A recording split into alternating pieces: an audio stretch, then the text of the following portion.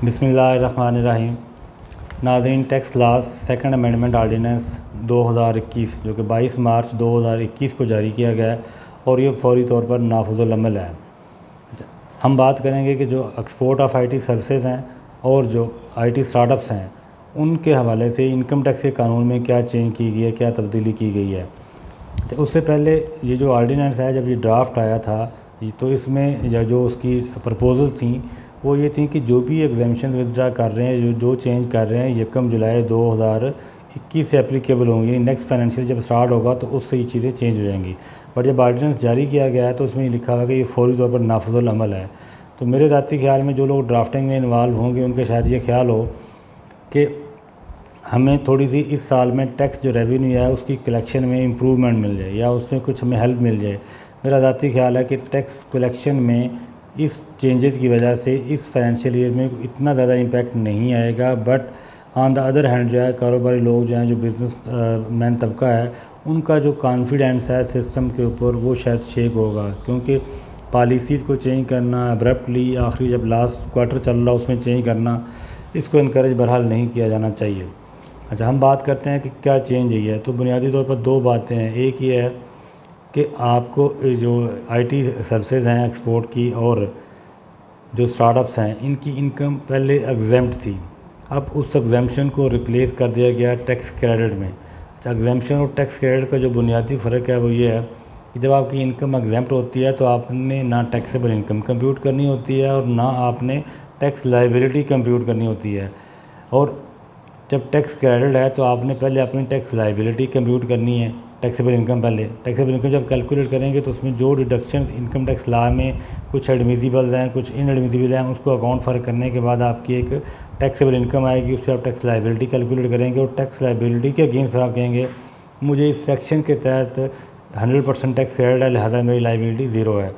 अच्छा, अगर मैं इसको और सादा अल्फाज में कहूँ तो जो लोग जिस तरह आईटी स्टार्टअप्स में लोकल सर्विसेज दे रहे हैं, तो अगर उनके जो कस्टमर हैं अगर वो विद होल्डिंग एजेंट है तो उन्होंने उनका टैक्स काटना होता है।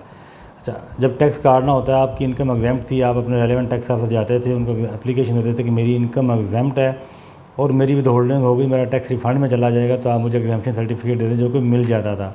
अब टैक्स क्रेडिट के केस में टैक्स वाले आपको ये कहेंगे कि आपको क्योंकि साल एंड पे जब रिटर्न फाइल करनी है तब टैक्स क्रेडिट मिलना है, लिहाजा आपकी लायबिलिटी डिस्चार्ज नहीं और आपको एग्जेम्पशन सर्टिफिकेट नहीं मिल सकता। जिसका सादा अल्फाज में मतलब ये है कि अगर आपकी सर्विसेज ऐसे लोगों को आप दे रहे हैं जो विद होल्डिंग एजेंट हैं, तो इसका मतलब है कि अराउंड 1 ईयर जो आपका टैक्स बनता है वो आपका सर्कल में रहेगा, FP एग्जेम्प्ट ड्यू रहेगा, क्योंकि वो रहेंगे तो उसकी बेस पे आपको एग्जेम्पशन सर्टिफिकेट इशू करेगा।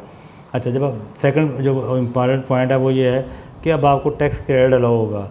टैक्स क्रेडिट ये है कि आपकी जो टैक्स लायबिलिटी है उसके अगेंस्ट आपको 100% टैक्स क्रेडिट और टैक्स लायबिलिटी आपको पे कुछ नहीं करना। बट जो टैक्स क्रेडिट आपने अवेल करना है उसकी कुछ कंडीशंस ऐड की गई हैं। वो 4 कंडीशंस ये हैं। पहली कंडीशन है कि आपने इनकम टैक्स की रिटर्न आपने एनुअल फाइल करनी है। सेकंड ये है कि आपने जो टैक्स विद होल्ड करना था या कलेक्ट करना था वो आपने विद होल्ड किया, वो आपने कलेक्ट किया और जमा करवाया। थर्ड ये है कि आपने पिछले साल, यानी अभी टैक्स ईयर 2021 चल रहा है, जून में ख़त्म होगा, तो जब जून 2021 की आप रिटर्न फाइल करने जाएंगे इस साल की, तो आपका जो टैक्स ईयर 2020 है जो कि जुलाई 19 से जून 20 था, उस साल में आपने विद होल्डिंग टैक्स की सारी स्टेटमेंट्स फाइल की हों। फिर अगर आप सेल टैक्स में रजिस्टर्ड हैं या लायबल टू रजिस्टर्ड हैं तो आपने पूरे साल की सेल टैक्स की रिटर्न भी टाइमली फाइल की हों। तो ये 4 बुनियादी कंडीशंस हैं जो आपने फुलफ़िल करनी है तो आपको टैक्स क्रेडिट मिलेगा। अगर आपने ये नहीं की तो आपको टैक्स क्रेडिट नहीं मिलेगा। जितनी लायबिलिटी वर्क होगी वो सारी आपको पेएबल हो जाएगी। अच्छा, तो अब जो प्राइवेट लिमिटेड कंपनी थी वो विद होल्डिंग एजेंट है, वो ऑलरेडी समहाउ कुछ कंपनी ऐसे कर रही होती हैं। बट जितने लोग आईटी सेक्टर में काम कर रहे थे जो विद होल्डिंग एजेंट थे लेकिन विद होल्डिंग लॉ की कंप्लाइंसेस समहाउ नहीं हो रही थी, तो उनको अब ये देखना होगा सबसे पहला कि क्या विद होल्डिंग एजेंट हैं। अगर हैं तो जितनी पेमेंट्स ड्यूरिंग द ईयर कर रहे हैं उस पर टैक्स जो एप्लीकेबल था विद होल्ड किया, कलेक्ट किया, जमा करवाया और विद होल्डिंग स्टेटमेंट्स भी फाइल की। अगर सेल टैक्स में रजिस्टर्ड हैं तो आपने सेल टैक्स की रिटर्न फाइल की। ये सारी कंडीशन पूरी होंगी तो आपको ये आपकी जो टैक्स लायबिलिटी है उसके अगेंस्ट टैक्स क्रेडिट मिलेगा, अदरवाइज़ आपको सारा टैक्स पे करना होगा। अच्छा, जब टैक्स क्रेडिट मिल गया तो साथ उन्होंने कहा कि आपका ऑडिट भी हो सकता है। मतलब ये नहीं कि आपको ऑडिट से एग्जेम्पशन नहीं है, FBR भी आपका ऑडिट सिलेक्शन कर सकता है और कमिश्नर इटसेल्फ भी आपका ऑडिट में सेलेक्ट करके आपका ऑडिट कर सकता है। तो ये बुनियादी चीज़ें जो चेंजेस थी जो एक्सपोर्ट ऑफ IT सर्विसेज के ऊपर और जो IT स्टार्टअप्स हैं उनके लिए उनके जो रेलेवेंट है और इस ऑर्डिनेंस के थ्रू ये चेंजेस लाई गई। नेक्स्ट जो वीडियो है इंशाल्लाह उसमें हम कोशिश करेंगे कि जो बाकी और इम्पॉर्टेंट चेंजेस हैं और वो ज़्यादा लोगों को इम्पेक्ट कर रही हैं वो हम इंशाल्लाह डिस्कस करेंगे। फर्दर आप समझते हैं कि इस ऑर्डिनेंस में कोई ऐसा टॉपिक है जो कि ज़्यादा लोगों को इम्पेक्ट कर रहा है और इम्पॉर्टेंट है तो आप कमेंट में लिख सकते हैं, तो मैं कोशिश करूँगा कि उसके ऊपर कोई वीडियो बनाऊँ। Thank you very much.